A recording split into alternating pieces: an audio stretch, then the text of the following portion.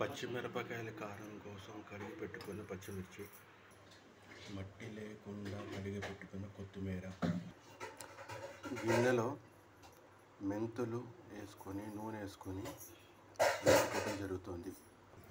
సిద్ధమవుతున్న మామిడికాయ పప్పు, కాగుతున్న తమలపాకు కషాయం, చింతపండు సిద్ధం చేసుకున్నాం. ఈ మెంతులు వేగిన తర్వాత ఈ చింతపండులో వేయాలి. చక్కగా ఉన్నాయి పచ్చిమిరపకాయ కారం కోసం. చెప్పే కదా, కొత్తిమీర కూడా కడిగి మట్టి లేకుండా సిద్ధం చేసుకున్నాం. ఇందులో వేసుకున్నాం కదా, ఇదే గిన్నెలో కొంచెం నూనె వేసుకొని మిరపకాయల్ని వేయించుకోవాలి. మరీ నల్లగా కాకుండా కొంచెం వేగేటట్టు తీసుకొని వేయించుకోవాలి పచ్చిమిరపకాయ కారం కోసం.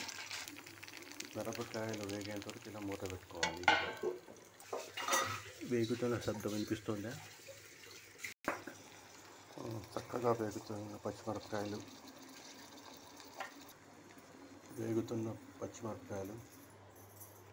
మెంతులు ఆవాలతో వేపుకున్నటువంటి మిక్సీలు ఇందులో ఇంగువ, తగినంత ఉప్పు వేసుకోవాలి. ఉప్పు వేసుకోవటం జరిగింది. ఇంగువ ఈ గిన్నెలో వేసాం కావాలని. చల్లారిన పచ్చిమిరపకాయలు ఇందులో వేసుకొని మిక్సీ పట్టుకోవాలి. రోల్లో చేసుకుంటే ఇంకా అద్భుతంగా ఉంటుంది. మిరపకాయలు వేసి మిక్సీ పట్టుకోవాలి. చూసారుగా, ఈ విధంగా అవుతుంది.